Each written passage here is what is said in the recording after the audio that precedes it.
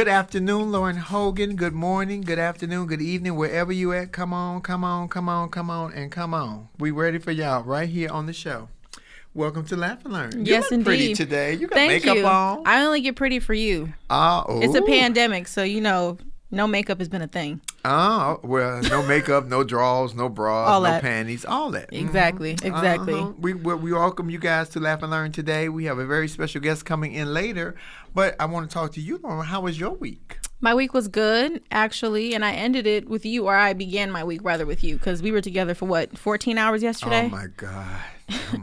We had a beautiful video shoot yesterday for the AHF, which is AIDS Healthcare Foundation, parody video for condoms. It was raining condoms on my head. Literally. I was in high heels. It was a 12-hour day. I was in high heels for 10 hours with 6-hour legs. Let me just tell y'all that a bitch is in pain right now. I told you not to wear them shoes the whole day. It wasn't going to work out. You didn't want to listen to me. I've never been on stage in flats. I'm a real girl. Well, I know you said that, but still, I knew it was going to be a problem. Well, that's not why I failed. I failed because I was so into my character. You were committed. Trying to remember the words. You were committed. And I didn't count the steps. And one step said, yeah, bitch, I'm still here. You playing? Bow, down. Tranny down. Old tranny down. Down. And you said, where's my life alert when I need it? That was a highlight, for sure. It was a great time. I had a great time. We got to finish it today. So immediately following this show, we go into another set to work. 4 more hours. But look who's joining us right now. We got to bring this player in. Yes, indeed. Because he is a part of this Laugh and Learn trio. He, she, we. All 3 of y'all. 4 or 5 of y'all. 12 of y'all. Okay. You look fabulous. Yes. This frame do I have the right height? Is A1. It is fabulous. I can see your shorts, though. You got on, baby. We see your drawers, boo. Yes, God. Oh, did y'all see that? We got it quick. Yes, now we're good. Now we're good. Miss Rosetta, your son is on here with no pants on. I'm just telling you. I know you raised him better than that, too. I know you. I know him.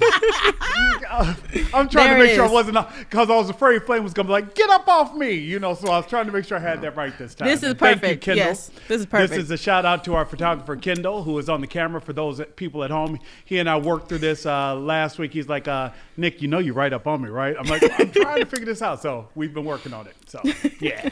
Hello, Mr. Smith. That, ladies and gentlemen, welcome Nick Smith, who is a part of this Laugh and Learn production. He's the he and the he, she, we. And here's the she, and of course, I'm the we. But we are so glad that you joined us this morning. Nick, how was your week? My week was good until events, honestly. Last week, they kind of had me a little bit shook. Hold on. Like everybody else. Hold on. So let me put on Mac, because we've seen let me tell you something. And as much as happened in this country last week, I saw the glass half full, because we won in Georgia. Let me put my blue glasses on. I don't know what was happening nowhere else, but while they was losing, we were winning. And we won both seats in Georgia. Ossoff and Warnock had salt, wig off, all that, panties off, duct tape, all that. But we won. So what was happening on your side of the world?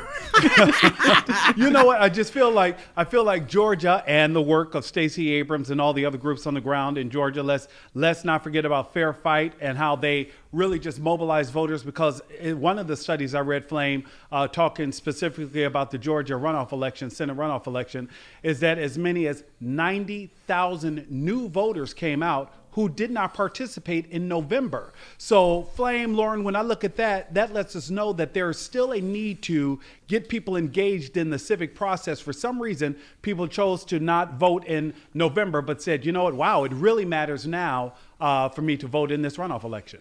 Yeah, and I want to say shout out to Hannah and Vesper specifically, because they really also helped us understand what was going on on the ground, And Hannah specifically said there's a lot of people, Black folks that didn't want to come out and vote. So thanks, Hannah. Thanks, Vesper, for helping us understand that more and bring, some more ears to the conversation. We greatly appreciate that.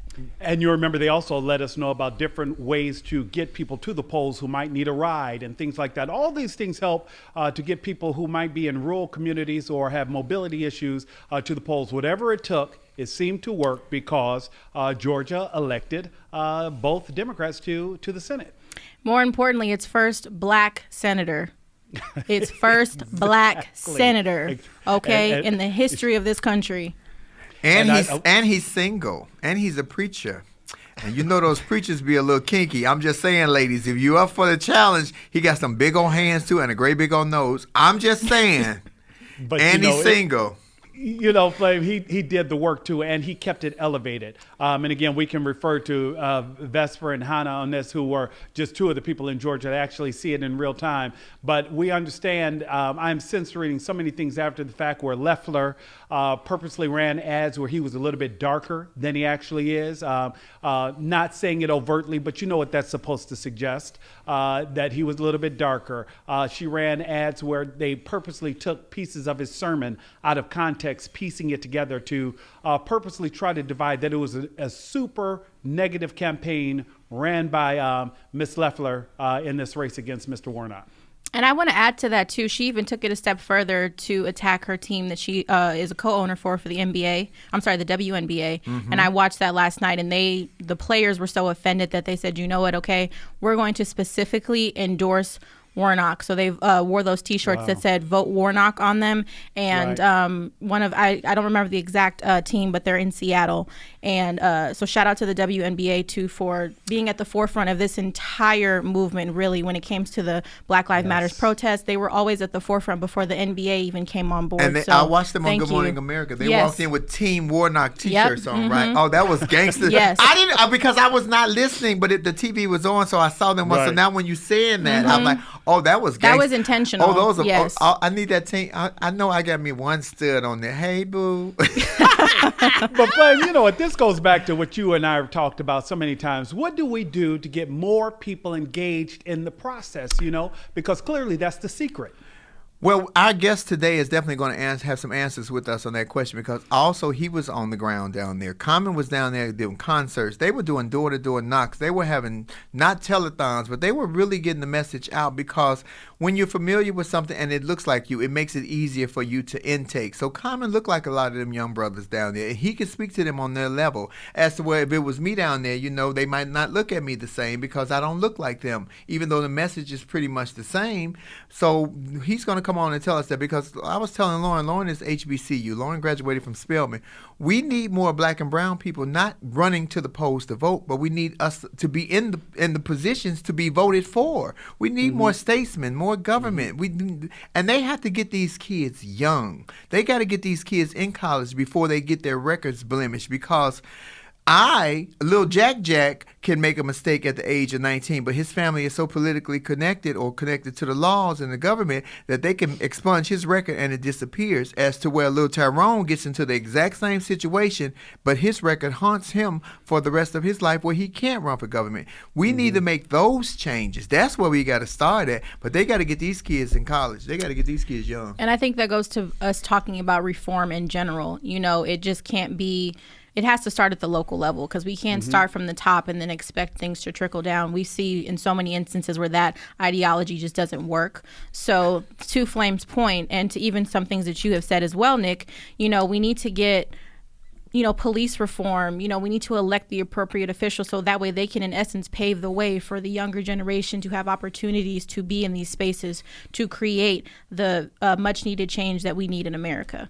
We've talked about that even in the areas of defund, and I know that defunds for so many people can have this negative connotation, but we've talked about this, and we have no problem when we talk about defunding education. We have no problem when we talk about defunding healthcare. And we know what those things mean, but we never get the pushback on that. And we saw what lack of defunding can do, an example on Wednesday. I called you, Flame, because I was just visibly upset. I was bothered by what I was seeing as a veteran, as a Black man, as someone who really does know no other place but this country as my home. I was offended, because that's not part of the ideals that I hold true. That is not how I want to see things resolved when you disagree with the outcome of an election. I don't know anyone who was not disappointed in my circle in 2016 when Hillary Clinton was not elected president.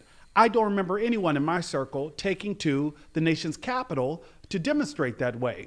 I don't remember anyone in my circle after Charlottesville doing that, after we watched our president of the United States stand back and say there were good people on both sides. When we watched them carry pitchforks screaming, "Jews will not replace us," walking with nooses, which only have one connotation, as far as I know, in my limited view of things, and I'll admit that. So when they show up at the nation's capital this past Wednesday with a noose, hang Mike Pence, you may have been screaming Mike Pence, but if you don't know what that imagery relates and says to people who look like me and who know the history of my community, I can't help but be offended and feel neglected and dejected by political officials and those who are elected who will not step in and say, this is unacceptable. Well, I think that's the main thing. They knew what it meant.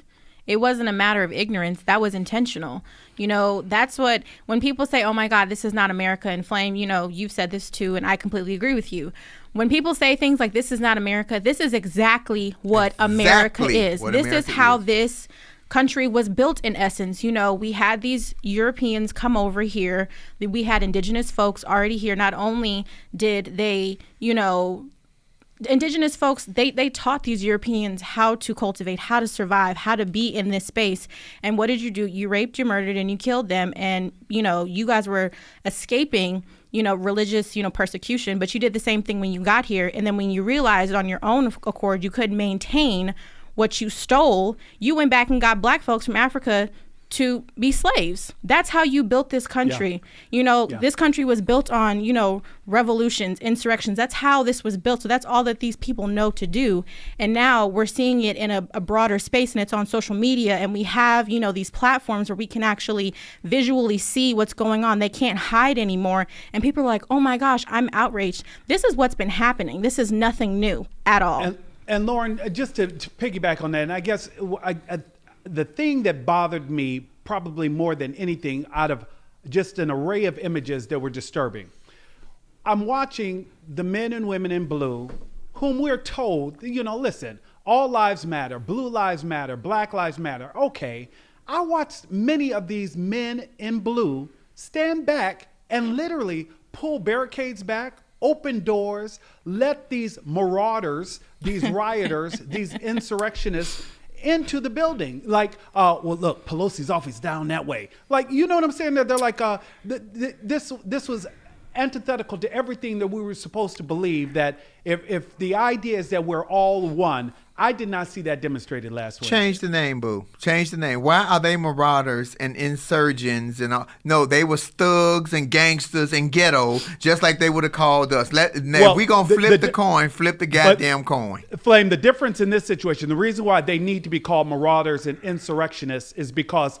this particular act moved against, there is a term for those who do this against the state and the nation and laws, and that's insurrections, and that is a federal offense. Well, period. Let me say, use that for the crime. But let me tell y'all something. While everybody else was watching that, like you say, you were offended and woo woo woo, I was not offended. I didn't give a fuck. Let me tell you the truth. I didn't give a fuck.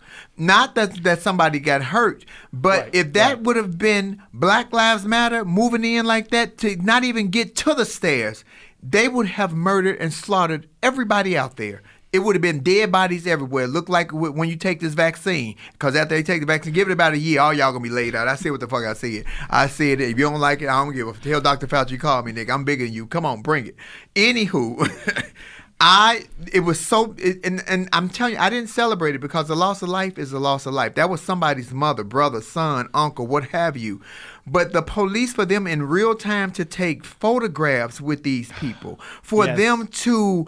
They always say that they feel threatened by a black man walking to the car, shooting him in the back 7 times with no weapon, and y'all had on riot gear, bulletproof vests. You had guns, but I watched the police physically run up the stairs from the mob. You had a gun. You could have shot everything down, but they didn't, because if that had been us and they'd have pulled me over at a stoplight to say that I didn't make an illegal signal, they would have shot me down, and it would have been on videotape, and they would have got away with it. Oh, I'm not speaking personal about Jacob, Emma. Oh, I'm just saying, I didn't care. And I don't mean that in a negative way, because I love when people always holler, that's not what America is. That's not, we've been screaming that, and they say black people, we overly sensitive. We crybaby. It's always about black people. You all feel entitled because you were slaves.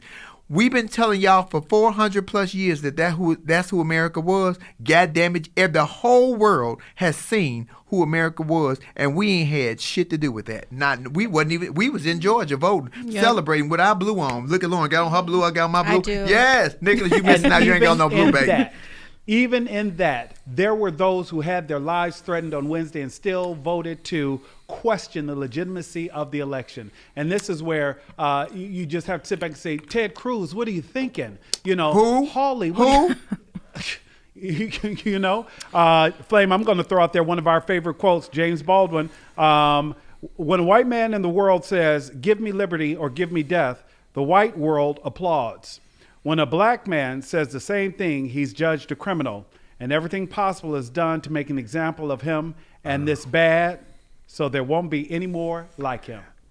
Say it, Lauren. Say it, because I can't say it. Say it, Lauren. Because if I said black man as a black man in drag with titties, give me liberty, give me death, or what color you want your casket?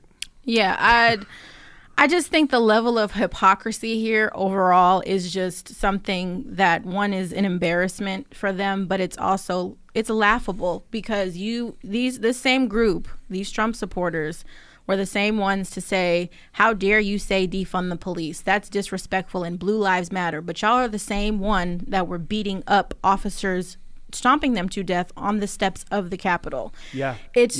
And to your point, the sayings, they're not universal. They conveniently fit narratives, the give me liberty, give me death. I had a friend, I sent you guys a video. She made a statement that in the Bible it says, the first shall be last and the last shall be first.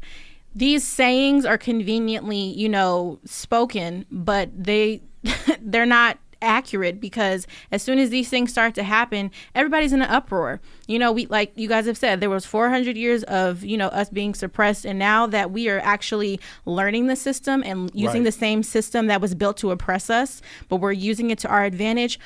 Oh, people are upset, and they're going to continue to be upset, because guess what? We understand the game now. We're playing it accordingly, and you may have built it, but we're playing it better than you. Mm-hmm. And this is exactly why I want to continue, because I know we've got Common coming up today, and I'm super excited about that, to talk to him about Georgia, because in all of this, Georgia was a success for those who are on the ground, and I don't want that lost in this process. There's a lot to be said for Raphael Warnock and John Ossoff and all that was accomplished with that. So we want to make sure that those who are on the ground get their due diligence. Is my boy on here yet? Yes, there he is. Who that is. Ladies and gentlemen, please welcome to this show, our show, Laugh and Learn, the Emmy Award-winning, Grammy Award-winning, Oscar Award-winning, but that nigga ain't called me for no job yet. Producer, director, all that. Hi, Common. Hey, Lauren, what's up? Hi, how are you? You got to speak to Nick, too, even though he's not right here. He's still on here. Nick. I just heard Nick talking, man. Y'all have some real strong conversations. Sorry. It's entertaining. Don't be trying to give us no flash. Sorry. Yeah, that was Dana who worked with me, trying to get y'all a little flash. Tell her, I don't want to be looking at that. I don't want my boss to fire me. Tiffany, my boss. Don't be fucking with my change. Common, let me first start by saying thank you. I appreciate you doing this, player. And me and you we go way back for at least about a year and a half. Yes. Let me tell you what happened when I met Common through Tiff, y'all, of course. And we were just playing cards. Now, the nigga can't play no space. He from Chicago, but he can't fuck with me on no space table. Anywho, yeah, but you know what I respected about Common? Common accepted me for just how I was. This mouth, sometimes I'm in drag, sometimes I'm not. I'm still, what's up, he, she, we, whatever. And never look past whatever I was to have just a regular conversation with me. You're a good dude for that one. But you still ain't put me on the shot, but we'll talk about that after the show. Shameless plugs. Shameless plugs. Shameless plug. But listen, Flame, I got love for you. Your heart is what count, and we connect like we just connected automatically. That's Chicago. That's Chi-Town. Chicago. It's Chicago. We welcoming and even when my homies met you, I felt there was an advancement for them because we grew up on the South Side, in certain ways, and when my friends met you, they was like, Flame, cool as hell. Yo, Flame went to CBS like I did, and it just was like a breakthrough. And for some of my friends, and I felt good about that. But anyway, it was natural for me to have love for you. Your actions towards me and that statement that you just made, somebody out there who's unsure of how they feel about somebody because they look, you just changed their man and their heart because you a real nigga. I appreciate you, Common. I do. And he gave me a birthday party for my birthday last year. The food was so good. I was introduced to jackfruit at your. I had never had that before. I know that jackfruit. She hooked it up. We got to shout out Chef Amira. She did a great job with the jackfruit. And your whole birthday, that was fun. Like, the kids was here, my daughter was here, Tiffany, all of us, man. We celebrated you, and I felt good, man. It's like all that was going on in the year, we just was able to share love and just be able to celebrate you. So I'm happy we had that time. Thank you, Common. And my son, whatever conversation you had with my son on the side, on the low, you changed my son's thought process. My son is going to be a great man, possibly in spite of the words, because of the words that you said. Now, because I say some of that stuff too, but I guess coming from me, it don't mean the same thing as coming. It's different. I ain't won no awards or nothing, you know. And let me tell you this, my daughter don't be actually just listening to everything I say, but you know, some things she be like, yeah, whatever. But when she get in trouble, like she just had an incident with a Karen yesterday, and she was like going through it. She hit me up on, cause she know I'm a real nigga though. She know I'm a real cat, so I'm gonna give her the real. And she, you know, she was able to take that. So you know how it is as parents, they ain't gonna always listen to us. But I'm glad we got the village. That's why we got the village. I appreciate you, but we finna go to Georgia right now. So because you been there, you was in it, Common. You was in the battlefield. We want to know what it was like because some of your stories might not have made CNN or TMZ. Some of the things that you experienced down there on the ground level, we want to know what that was like. Tell us. Well, when I first got to Georgia, it was powerful because we went to this restaurant called Slutty Vegan, and John Ossoff and Reverend Warnock was there, and I sat down and met with them, and the owner of Slutty Vegan, a black woman, and we all had a talk, and then we went out and talked about people, and then we went and talked to the press and stuff, and I was like, man, this is America. This is what America's supposed to look like. This black woman owned this spot. We here, like John Ossoff was cool. He understand the plight of black people. He a white kid. Reverend Warnock is an old young Southern brother that got Southern traditions, and they all looking for positions in government and looking to do things in the communities. I was moved by Georgia.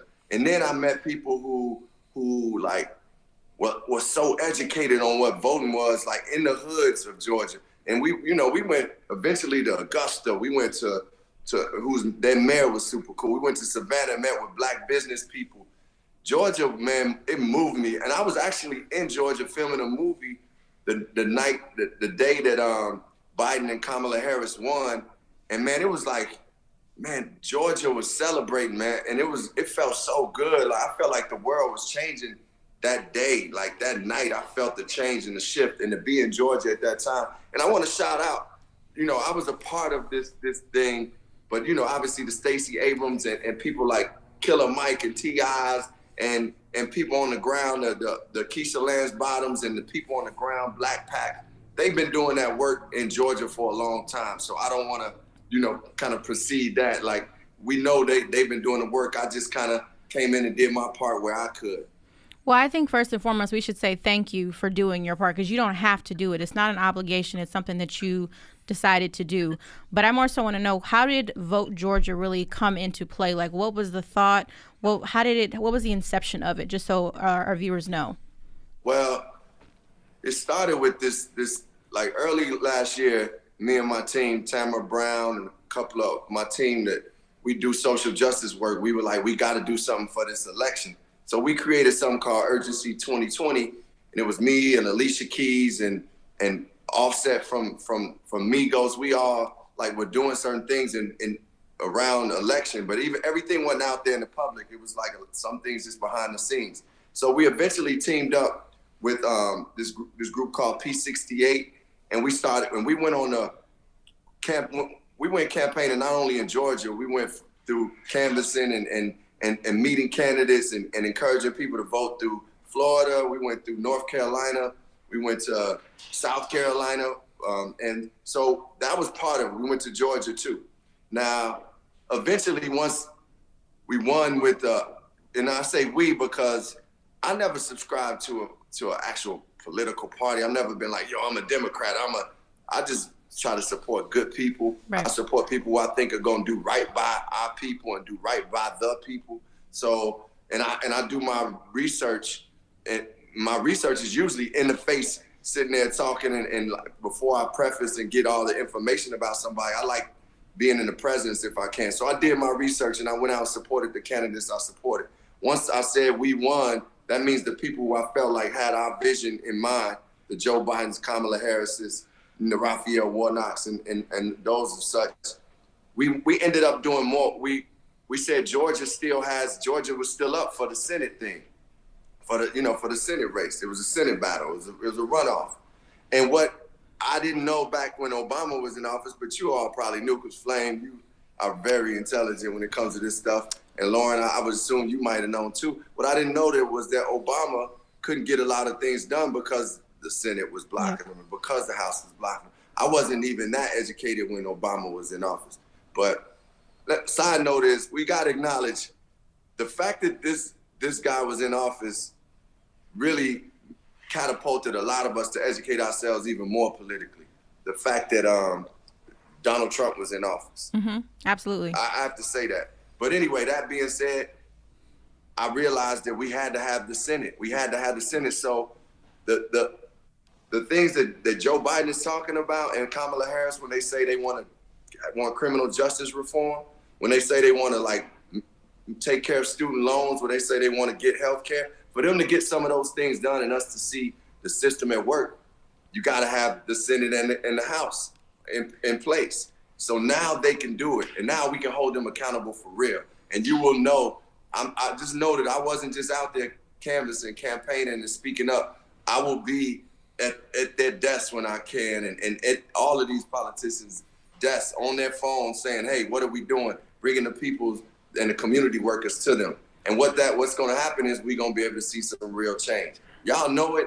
I think more people are starting to be aware of it, and I feel inspired by it. Yeah. Common, let me ask you a question. So what do you think, because you were there and you resonate with the young and the old through your music and through your acting and the way you talk. I've seen you talk to young men on different platforms. You talk to them very real. That's Chicago for real. If y'all don't know about Chicago, we real people from Chicago. We talk plenty of shit, but we get the job done. But what do you think we can do to get more young people, not just to the polls, but involved in government while they're young? Because I made a point earlier about if you're from a prestigious family, white, and you are 19 years old and you get in some trouble, they can make your shit disappear. They can expunge your record. But if you're a black kid and you're in the same situation, it haunts you for the rest of your life. What can you do, or we do as a community, to get more young people before they get blemishes on their record involved in government? So not only are we at the polls voting in droves, but we're voting for us in droves. Well, that's a great question. I think that a lot of that, Flame, is us educating our young people and having those talks. Like, let's take Offset, for example. Offset from Migos. He didn't know he could vote because he had got put in jail for a second. Wait a minute, is that Cardi B's boyfriend? Her husband, yes. Yeah. Oh, well, he didn't know he could vote because he was caught up in that WAP. Anyway, come on, let's go back. You know something about that, player. You know something about that.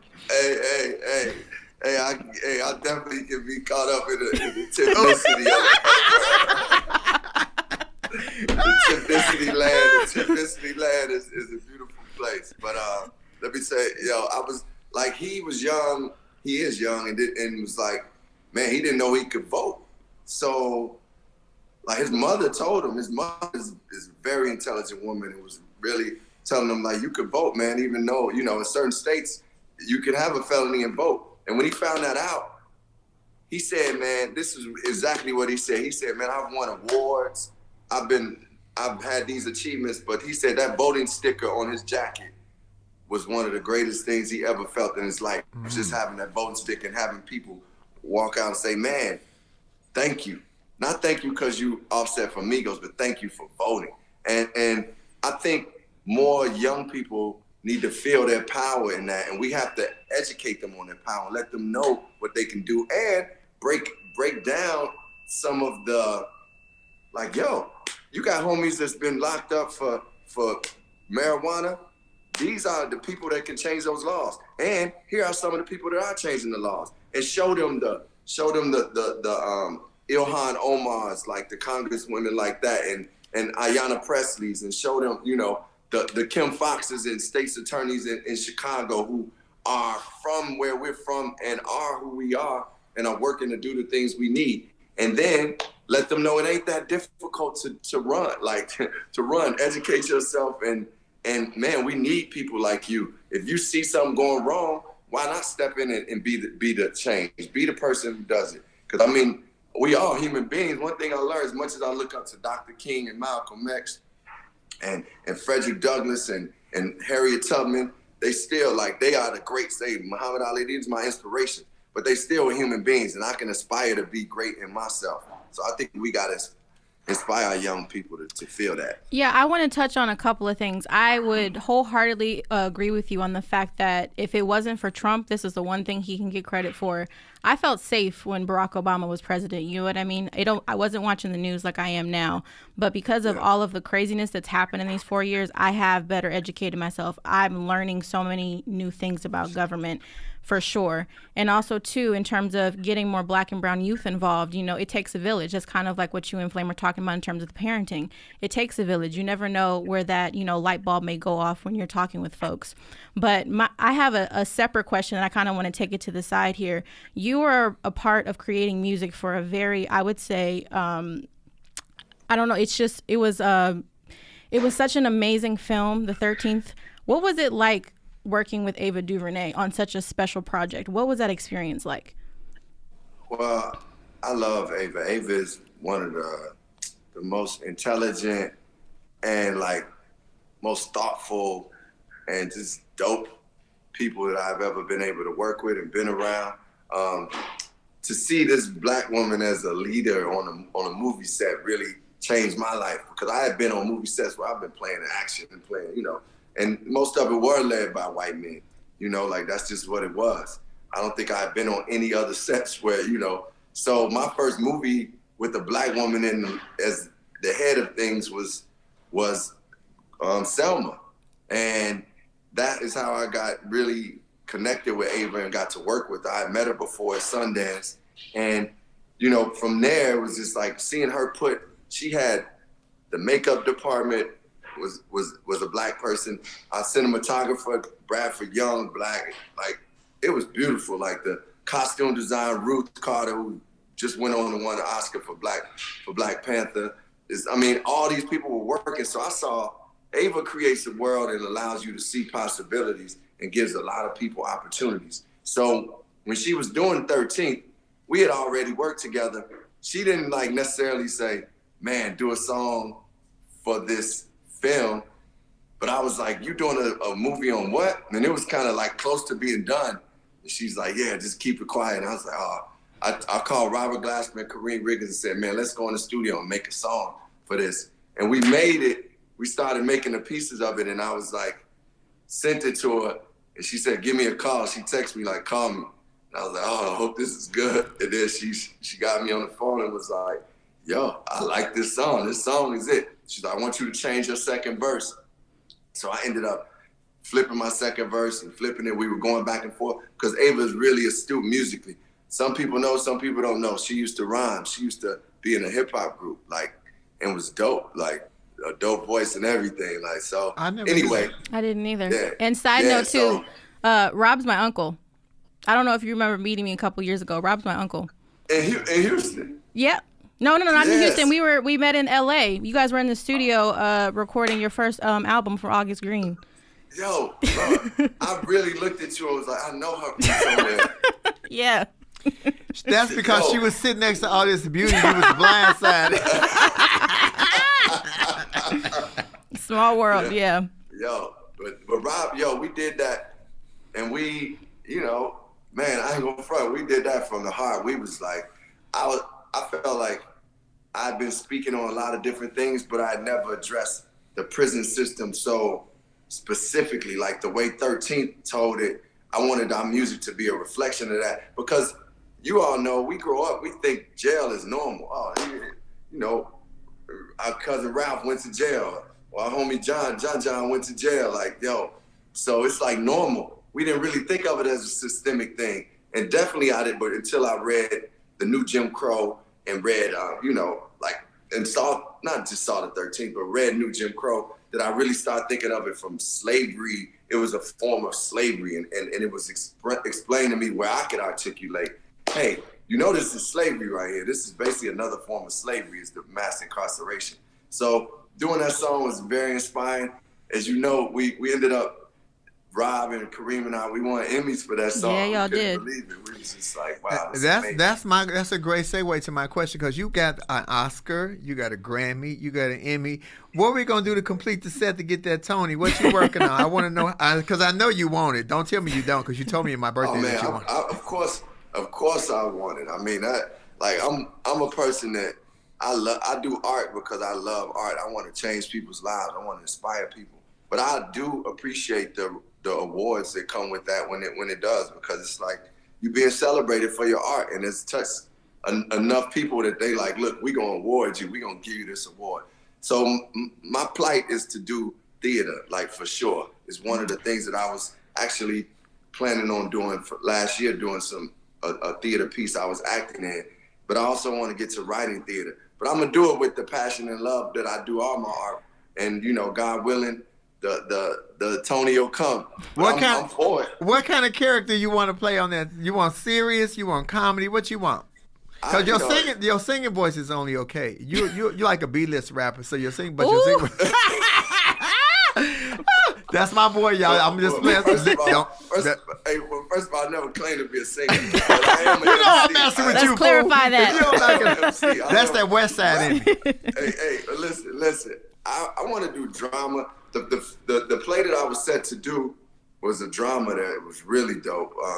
And then, I actually wrote a piece that I did for Audible that y'all got to check out. It's called Bluebird Memories. It's like a play mixed with the music. It's a play. And we did it exactly a year ago. We did it at a theater in New York called the Minetta Lane Theater. And it's on Audible for audio style, but it was a step into me creating my own play. But I'm going to do theater. I wanted to do theater before any award. I wanted to do theater. I'm an actor. I love it. Oh, you're going to get it. I don't even know how long it'll be before Broadway comes back with all the... Yeah, right now they're shut down until June, but who knows what's going to happen. Come, let me ask you a question. It ain't personal. Shit, we on here talking to all the folks. So they got the vaccine out. I'm completely against it. Babe, let me tell you, I got enough foreign shit going on in my body. I ain't finna put nothing extra in there unless a potato chip with Doritos, some chicken or something. Are you planning on getting the vaccine? Why or why not? No, I don't plan on getting the vaccine. I've been at a certain point in my life, I started like focusing on health and wellness. And that doesn't mean you immune from any disease, but I've been working to build myself and my immune system up, and just take care of myself.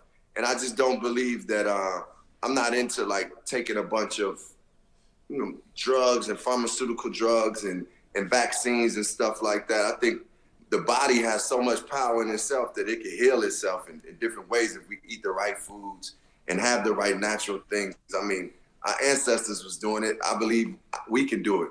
We have more things about it because we got foods that's being injected with all type of stuff, and we got electricity going all around me, technology all around us. So some things mess with our bodies, but I still know, you got to understand, I've been around Dr. Sebi, who, has healed people with cancer and healed people with lupus. I've been with doctors and had friends who were dealing with lupus, and their doctor said you need to eat raw, and they were healed of lupus. So I really seen the power in foods as medicine, and seen the power in eating naturally, and taking natural things. So I'm gonna go on that route for a while, and that's just where I am with it. I don't knock anybody for what they need to do for their body, but I'm telling my family and my loved ones to not take a vaccine to take care of themselves. Well, that's kind of segues because actually Flame brought up something regarding ED or erectile dysfunction. And it's like we see more and more now that there's more, debilitating diseases that are affecting people at, a younger age more and more. So what do you think is really happening that, we even talked about last week, Chadwick Boseman just recently, passed away from, colon cancer. It's just at 43 years old, we're just seeing more and more issues at younger age in folks, especially folks of color. Like, what do you think is happening? Wait a Why minute, is this happening? Wait a minute before you answer that question. Cause how old is these something that's having ED in their 20s? Yeah. Now let me tell you, between 20 and 39. Let me give y'all the he, she, we question, the answer to that. Cause the girl in me was like, nigga, what's wrong with you? But the player in me was like, when I was in my 20s, keeping that motherfucker up wasn't the problem. Keeping it down was the issue. I was getting hard in church, goddamn. I'm telling you right now. Oh, I ain't the only one. Baby, don't let these titties fool you. I'm not understanding how you can't get erect in your 20s. Baby, those are the golden years. Let me take this wig off and get with y'all ass for real. Okay, all right, Common. Now you got Hey, I'm with you. The 20s, boy. Woo! Nigga, take me back. Take me back. Shit.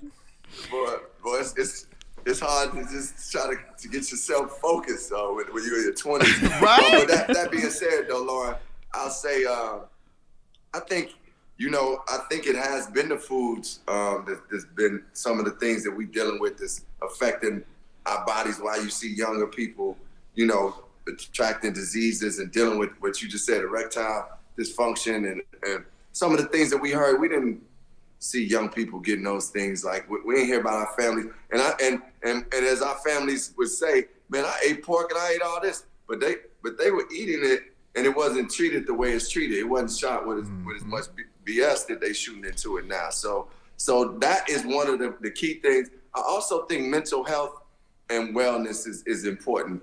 I think that can affect because I know when my mind is like going through a lot, I ain't got as much sexual drive, just point blank, so like I think even mental health and wellness is a part of getting what you talk specifically when it comes to that. But I think in general, we gotta keep, because one of the things that I did understand too, and my mother used to say this to me, but I believe it even more now, is, man, stress causes diseases too. Stress causes like your body to weaken up and it just breaks things down in different ways, breaks your body down. So stress is one of the greatest causes of it. So I think the combination of us being aware and making healthier choices, and also, having like mental health support will better. You'll see more 20-year-olds rolling around hard. They'll be ready to get this. Yeah. Y'all stay away from me. I'm trying to be good. Wait a minute, comment. So you American, you here. We in Georgia celebrating, but they in D.C. doing something else. I know you saw it. I'm as a comedian, I'm not talking shit. It was a very sad part of the world to me. But what you feel about, and you just give us the sugar-coated answer. We don't know who watched. Nah, I'm gonna give you the raw. I'm gonna give you the raw. I'm gonna give you the Chicago. I'm gonna give you the Chicago. I like it, satire. I ain't gonna front. I really didn't care about it. I ain't even care what they were doing. Like that. Like I was sitting there like thinking, man, do y'all understand what we just accomplished in this country? I was like, man, they distracting this real celebration that's happening. Like this real like change. Like a black woman is the deciding factor on laws and bills being passed federally. Like Kamala Harris will decide if it's a tie between like the votes. Kamala Harris makes the decision of black woman vice president. Y'all understand where we are in history? And to be able to celebrate that was where my energy was. And I always believe, I don't know how the Bible verse exactly says it, but if you start arguing with a fool, it's hard for people to determine who the fool is at a certain point. Yeah. And I kind of was like taking in all the energy of like hearing Tamika Mallory talk about that ain't our fight, hearing people saying, man, that, my instinct was like, this ain't us. Let them be who they are. Let them they got to show who they are. That's who they are. And the world does need to see it. Unfortunately, I heard you say, Flame, and I agree, I never want to see anybody lose their life or, be damaged. That's not where my heart is. So I'm never like happy about that, or don't say I don't care. I do care that people lost their life and lost their lives, but I don't care about all the commotion going on and all the hype here. Man, this is even for us to be like, man, if this happened to us, we know that. Flame, you know that. We know that. We already know that. We passed that. We know if a lot of shit happened to us, it's gonna be different. We already know that. So where are we now? Right now, we got people in office that we got to hold accountable to say that if this does happen to us, what is going to be changed? And that's where my mind is focused, eyes on the prize. So I let the fools be fools. Well, let's quickly shout out HBCUs too, because we got a Howard alum who's officially a vice president of the country on January 20th. We have a Morehouse man who was the first black senator in our country, and all at the same time, a Spelman alum helped get them all elected. So shout out to HBCUs and what we're affording black folks in this country. Comment, and sure. I know you love women, period, all across the flavor, Yes. but let me ask you, as a black man in this country right now, how proud of you are the black women's accomplishment? Because, I love women, period. I'm not one of them. I love, baby, I'm real nasty. I like, Yeah. But as a black man in this country right now, how proud are you of our sisters for just being bosses? Man, I love it. I mean, as you said, from your boss, Tiffany, to Michelle Obama, our homegirl, to Kamala Harris, to so many other incredible, from the Beyoncés to just on. Don't be putting all them skinny bitches up there. What about Stacey Abrams? Stacey Abrams. Yeah, baby, she a sex symbol. Stacey Abrams. Hey, I'm gonna get your ass. Tiffany just worked. She worked out to get more skinny or whatever. I don't know. She could work it out. Tiffany over there looking good, boo. Let me tell you something. She be talking something. She be up at 5 and 6 o'clock in the morning running, talking some Flame. You should go jog on me. I told her, bitch, have you lost your mind? Exercise is good for you. I got some exercise, honey, John. Not that kind. Oh. But I'm so like Stacey Abrams is somebody that has changed the world. Like, she is a figure that has changed the world, literally. And she ain't doing it for no hype. She showed, I just thought about her strength today. To lose in the race the way she did for governor for Georgia, and to take that loss and turn it into something that changes the world, that engage voters, to get more people educated, to be able to do that just shows you the strength of a black woman and a woman. And I'm celebrating where our black women are, because at the same token too, it's like the black women have had it the most difficult challenges in this country, probably maybe in the world, because being a woman has already been challenged, but then being a black person is a challenge. Because and not naturally, but just the way the world treats us. So to see the victory and to see a woman from Howard, to see the way Michelle Obama is one of the most loved people, to see Stacey Abrams make the changes she made. And, even let's give it, the Oprahs, and they continue to do stuff. And it's young black women that, that's doing things also. And you see the black man and the black woman handle that same situation very differently, because Stacey Abrams lost the government and took over the state. Andrew Gilliam lost Florida and went to the hotel with them boys. Yes. Hey, Andrew. No, I still like his politics coming. I'm talking shit, but I still like his politics. I hate that he had to live in shame because the world won't allow people to be who they are openly without being judged. So he had to sneak around. But I was making a point to say that the black man went one way and the black woman went another way. But I go both ways. I'm just saying, though. Hey, let me say, Andrew Gilliam I went to Florida A&M. He's a FAMU graduate. I always got respect for him. I love what he was striving and working to do down there in Florida. His personal choices, I have nothing to do with that. I just support him as what he was doing politically. And I still got love and respect for him. So that's what it is. But he did what he needed to do. He got caught with his pants down. Pull your pants up, player. Pull your pants up. See, that's what you guys get for walking around here sagging. Y'all need to stop all that sagging shit. Y'all know where that sagging stuff supposedly came from. I'm just saying what I heard on the streets. Pull your goddamn pants up. But I do want to kind of switch back to the music, though, because you talked earlier about arts. And I think in a lot of ways, arts education is just not something that's being afforded in like schools anymore. It's kind of, it's not as important. And with this pandemic hitting, we really saw in a lot of ways music was at the forefront of keeping people's spirits up and just keeping them happy about life. Has your appreciation or perspective, rather, on music changed at all since the pandemic hit and just seeing all of the positivity it's really brought into the world? Lauren, my appreciation and gratitude for music has strongly I've been reminded, I've been rebirthed in it in a way. And that's such a great question because I didn't know I would, because we were, during this pandemic, because we were all at home and I was doing my workouts and stuff, I found myself listening to only the music I really wanted to listen to. So I was putting on 90s hip hop and 90s soul music, R&B, 90s R&B, 70s soul, jazz music. But I really found myself like people enjoying and sharing music. And I started sitting with music more in my home, which I don't do a lot because I make music and I'm always around music. So, but I was like, man, this music has really touched me. Oh, and I forgot one other, gospel. I love gospel music too. So in that, I love gospel music and I was playing that and it just was really inspiring my day and giving me a peace.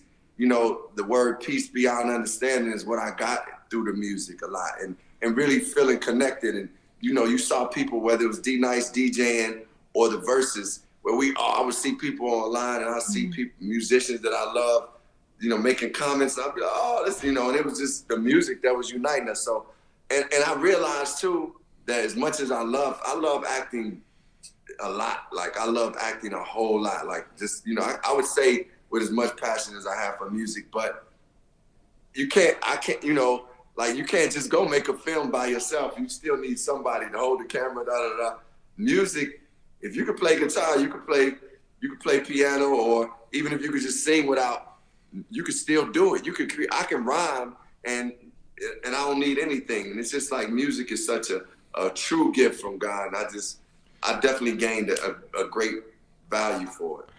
What y'all need to know is Common is a very spiritual man. He be burning his little whatever stuff when we be playing cards, because he was like Paul the White, calling on those African angels. Ain't none of them bitches showed up. Understand? I don't play no games with Common on no spades table when he be burning. That's my Palo Santo. Baby, he burns all his herbs, spices, celery, bell pepper, all that. Don't none of that shit work when we playing cards, because I be tagging, baby, that be that west side on that south side ass, baby. You really act like you're a great spades player. You really. The only reason you ever won the one game that you won is because of Jill. Let's be honest, player. If we gonna talk about it, nigga, we gonna talk about it. Come on, that's just that is your strategy. The reason I won.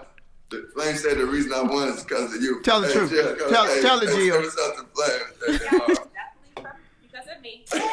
Thank you. Hi, my Jill. Oh, you're so beautiful. Not as gorgeous as you. I'm trying to look like you, girl. Look all young and stuff. I know.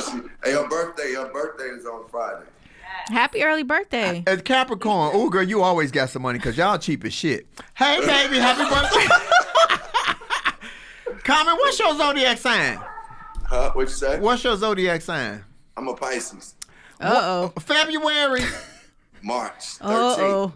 Ooh, nigga, you good and crazy. My too. mom's a Pisces, so I can say that. It's okay. Y'all are special people. We are good and crazy, though. Good. I know what I said. Good and crazy. We good people. We good-hearted people, but we crazy because we want. One day I want to do this. The next day I want to do this. Well, that's your sign. Y'all got the fish. I feel like that in the same hour. Their fish goes opposite directions, Exactly. so that makes sense.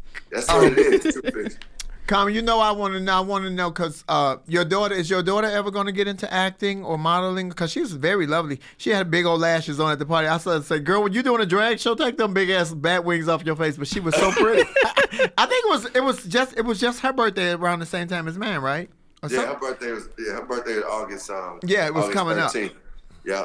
So no, she's a lawyer. She's going to law school. So I mean, she said something about acting just to me the other day, but I don't think she really would want to act. I told her she should take acting class, being a lawyer, because acting class is something that, to me, even if you don't want to be an actor, it gives you confidence to be in front of people and try different things. And to be a lawyer, you got to be able to communicate and talk and have that confidence, and that's half the battle. Well, thank you for sending her to law school. We need more lawyers that look like us to represent us when we get in trouble, even when we didn't do shit. Because I tell you, when the police pull me up, I'm putting my wig on because it's safer for me to be a tranny than a black man, and that's the real talk, baby. I'm gonna let you feel these titties. If it's gonna scare the shit out you and you gonna run away from me, whatever it takes, baby. Ain't that what Malcolm X said? By any means necessary. The messed up part about that was Donald Trump took those words and took it to heart because this nigga is trying to cheat and win and get back in here by any means necessary. We love to say the words as black folks, but we got to walk it. We got to walk it. Georgia walked it last week. We have really showed up this year. And Common, we had a conversation about. We had a comment today. We having a common-sation. A common-sation. We having a common-sation. Don't be stealing my shit. I want to hear that in your next rap. I want my check. Hey, that's I came up with that. Oh, no. Tiffany, girl, call me. No, what was I saying? I was telling. We were having a conversation a couple of weeks ago, comment about. They were saying they were equating racism with mental illness. Yeah, that's their new thing on the other side. Because on our side, when John was crazy, we sent that nigga down south he went down south with the rest of the family, but. So 74 million or 75 million people that voted for Trump, because there are good Republicans. Understand that there are good Republicans, but voting for Trump this go round and being a Republican were two different things. They want to equate that there was 74 mental ill people in this country that voted for Trump, because mental illness and racism ain't the same thing. Racism is a learned behavior, to me. Racism definitely is a learned behavior, but it may take some mental help to get you out of that learned behavior and some work on self. Or to know Pookie and them on the south side. I know them niggas' number. I know Pookie and them. Yeah, exactly, they erase the serial number off and everything.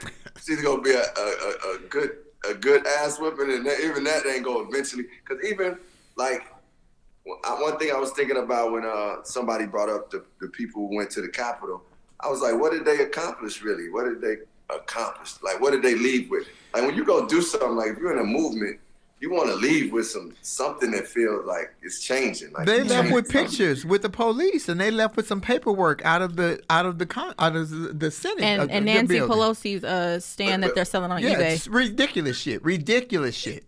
Yeah, but I mean, listen, racism is a sickness that has existed for a long time, and it has to deal with a fear of another person, taking your position, their greatness, you not having enough love for yourself to be able to see somebody else shine. And I mean, I think throughout history, because we as original people, as original man and woman, have been shining and having these natural things that just are beautiful. Some people just haven't been able to deal with that. And we not the type of people to be like, yo, get out of here, though.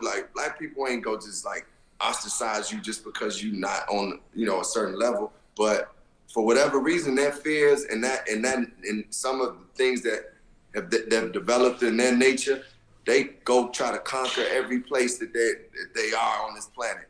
And I'm talking, and that racism has been passed on. That mentality has been passed on to a lot of people.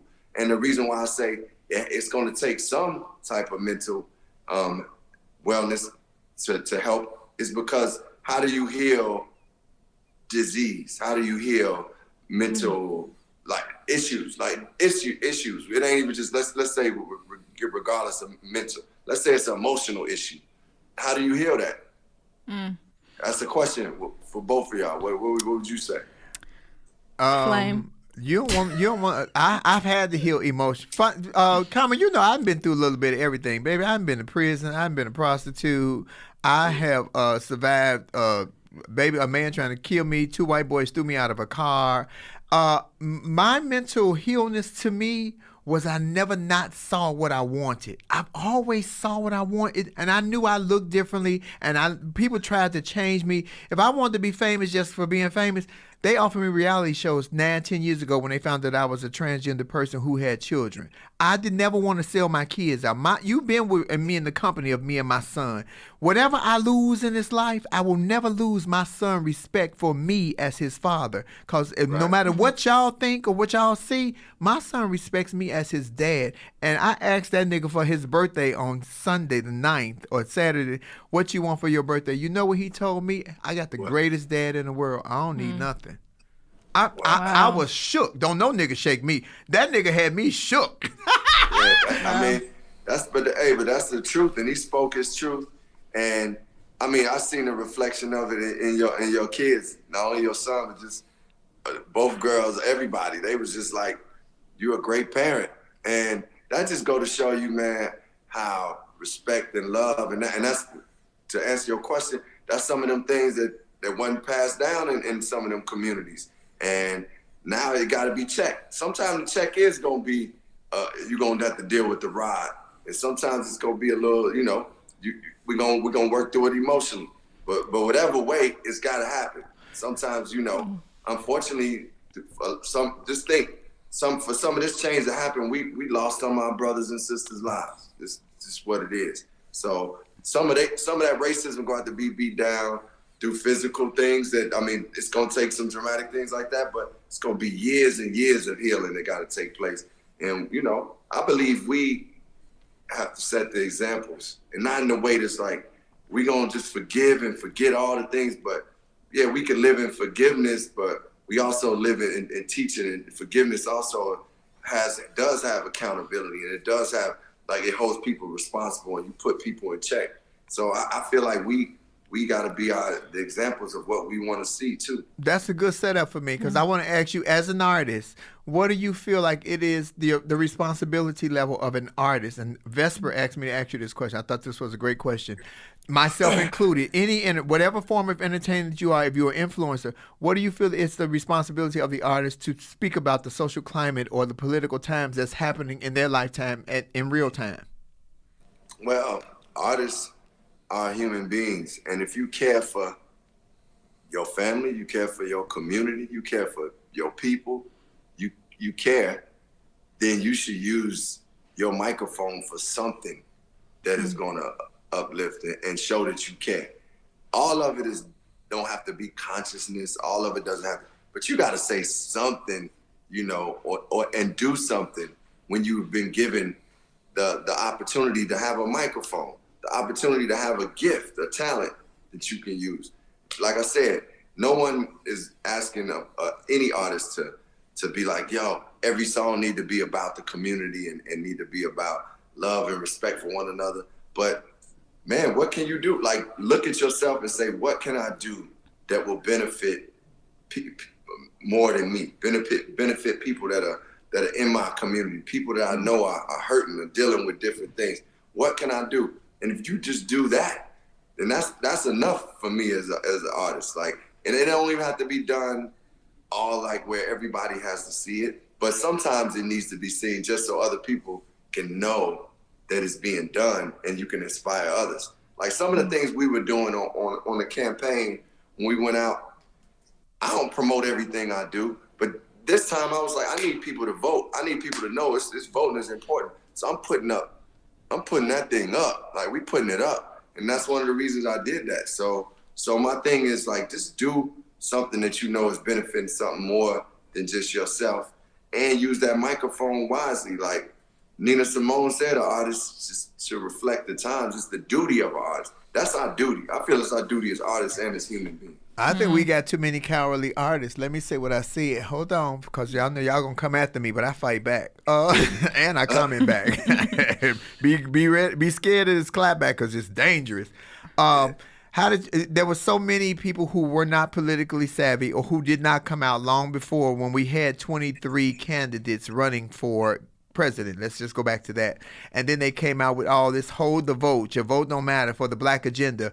Every time I ask somebody black, what is the black agenda? Has it changed in 400 years? Because, Common, I thought the irresponsibility of some of these people who had shine and power and a microphone, like you said, use it wisely, telling black people to hold their vote in the state of the world that we were in and are in was the most ridiculous, irresponsible shit I ever heard. And if I never worked for you, it's okay. I'm cute anyway. I'm still working.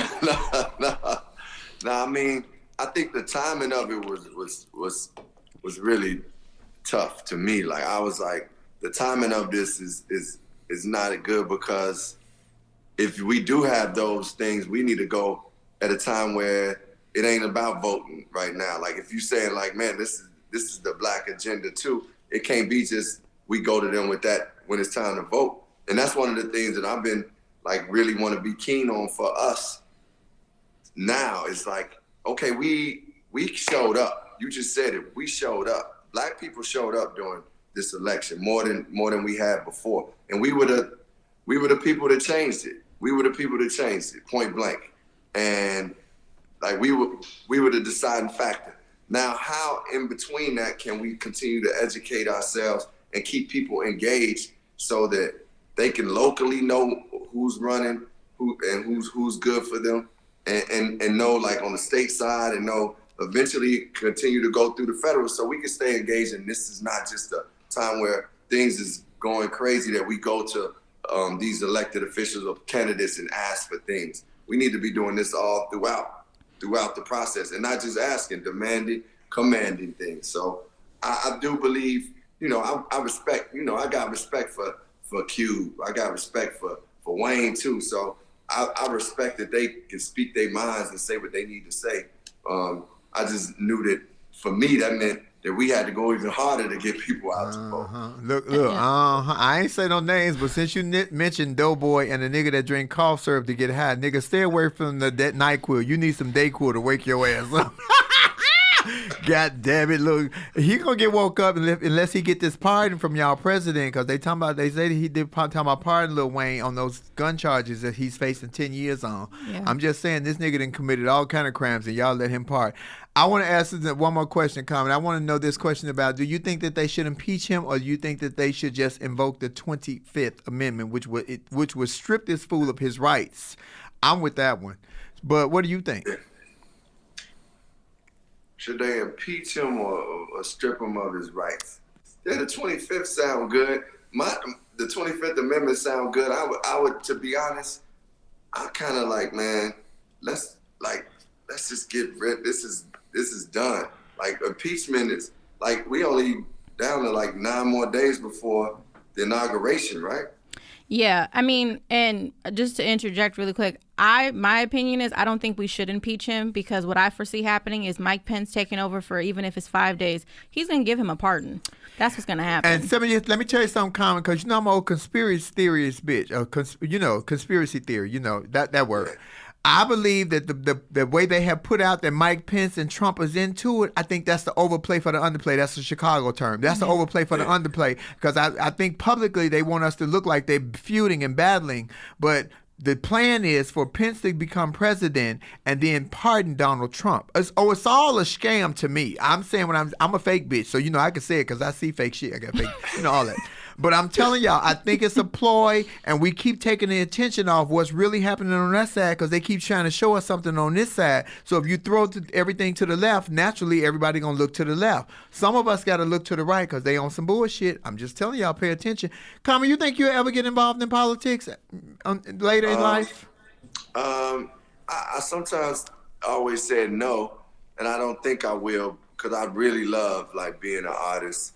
And and I love acting. I love like creating, but I feel like I could do for people without having to be actually a politician. But who knows, man? As we just said, like as we encourage other people to step up and young people to step into their position and actually be the senators and be the district attorneys, I mean, I may. It might be a position in politics that would serve me, where I can serve the people better. I'm all about being able to serve the people and being my purpose. So if my purpose leads me to politics, I will do it. But right now, I'm just doing what I can do to support those who I believe in that are in politics. And we appreciate all that you're doing too. We just want to engage some of the Flamettes because they are sending questions in. Nick has been texting me. I vote for you. I vote for you. And both my names. Because I got two IDs, him and her. He, she, we vote for. Wait a minute. I'll tell you how I vote for you more. Tell Lena wait. I say, hey, dude. Hey, Lena. That's Lena, my what type. up? Lena, my type. But I don't know why I'm not the candy lady on the Shad. Let me just talk about, because you produced the Shad. I used to run the city of Chicago, is what you don't know, player. I ran that city. Hey, Lena, what up? You know I love you, Lena. Lena, I need to be the candy. I need to run guns, sell hoes, sell candy, cook chitlin plates, all that. Baby, it's always a candy lady in the city of Chicago. And the candy lady had always kept a young man, kept a pistol, and kept plenty of money in her pocket. Now I ain't got no young man, but I got plenty of money and I got a pistol. So really quickly, we want to get some people, they're asking us questions for you. So specifically, the number one question is, what are your beard tips? What's going on with the beard? People want to know. Just let them know. What do you do to keep it so well groomed and so amazing looking? Well, listen, to be honest, I'm not the barber. My tips is to get a great barber who really knows what they're doing. And I like my beard. Like, I really love during this time of like when we were down, I just was letting it go, and I remembered how much I like it to be raw, like woofing, like Gil Scott-Heron or somebody, or Marvin Gaye. Like, so my tips is to keep it, eat healthy, so that's gonna give your beard the sheen you want. But always have a good barber or whoever do your hair around, because I get my beard done. Like, if I got stuff to do, I get it done every like 3-4 days. Yeah, because if Tiffany wasn't my boss, nigga, I had about 4 jokes up in what you just said. But I love you, Tim. I ain't saying shit. I want my job. I like my job. What y'all don't know is Common has the most beautiful bald head I ever seen. That nigga ain't got no blemishes in it. It's the same color. Ain't no nicks and cuts or nothing. Common got the best bald head ever. And it's the same. It ain't like, how some people had a light around and it's the same color. The whole head is the same color. But that nigga real light. That nigga look like a lemon head in person. That nigga real like a light bulb.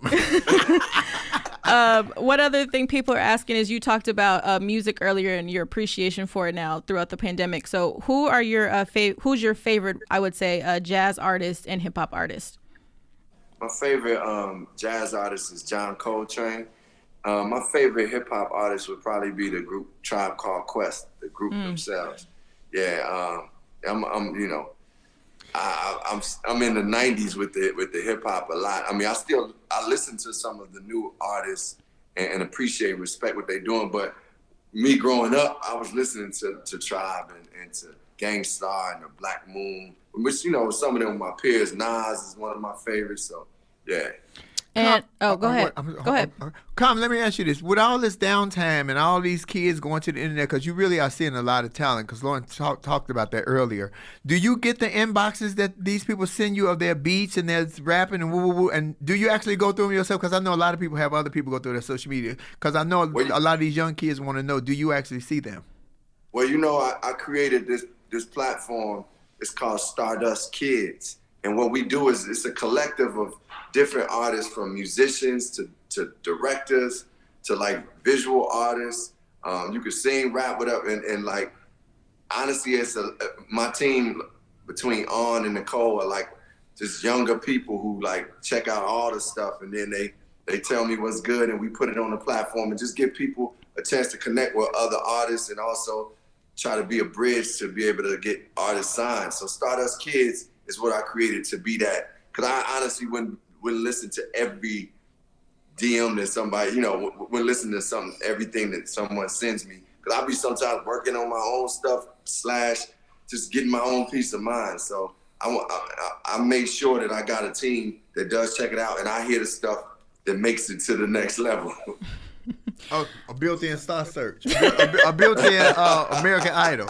I'm sorry, Lauren. Go back. No. I just the one thing I do want to know too is what message do you think is one that would be inspiring to the youth now? Like, what would you say to the youth that are coming up? In these, we can call them tumultuous times for all intents and purposes. What's a message of inspiration you would give to them right now?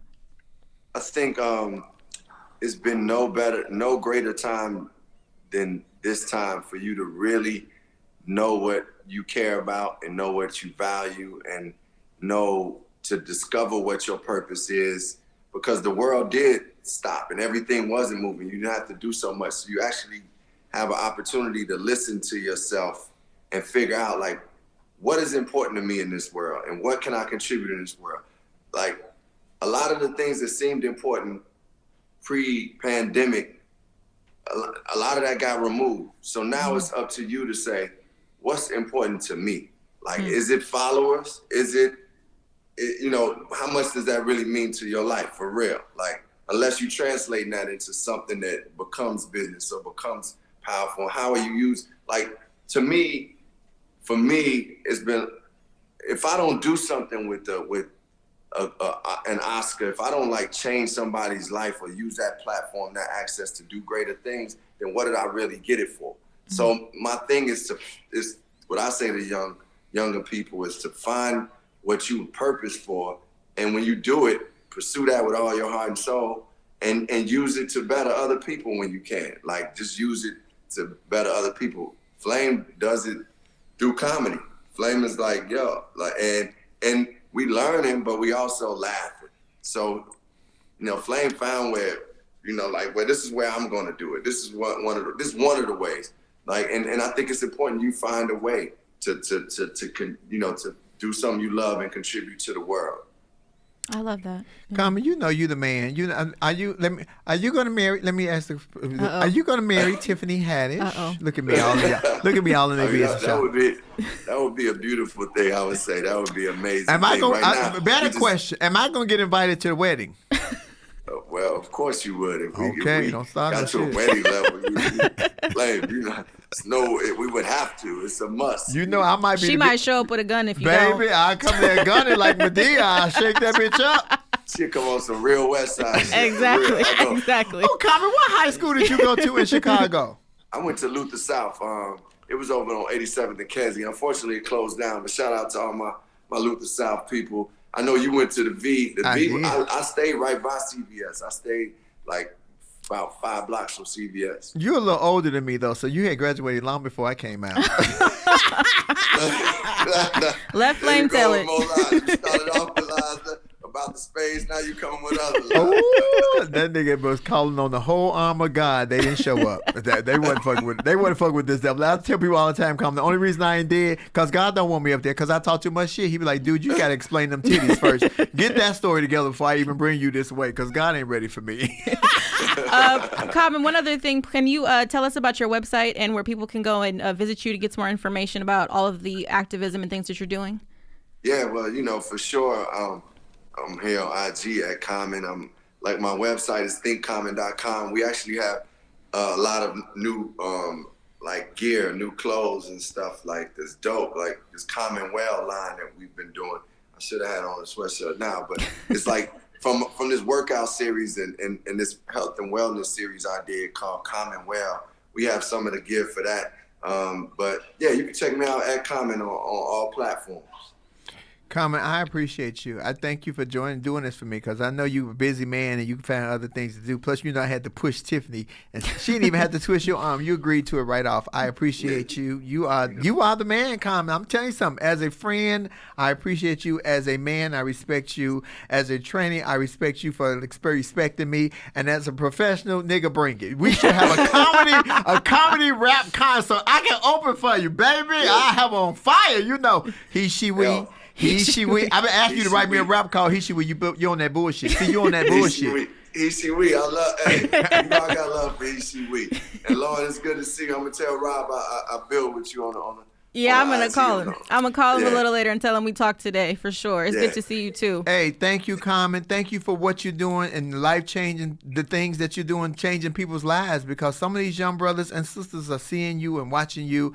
Tell that Killer Mike I want to pick his brain, because that nigga brilliant to me. Good God, Yeah, that nigga is brilliant to me. Yo, he's a real dude, real one, an intelligent one, so powerful one. So respect to Killer Mike. You will, and respect to Nick too. you will Yeah. open up a door for other men that are straight and heterosexual that just in the world, to allow them to speak to me or somebody that looks like me now, just because you did this. So hats off to you. I would say half, but nigga, you ain't got no hair. Hats off to you, pimpin'. It looks good though.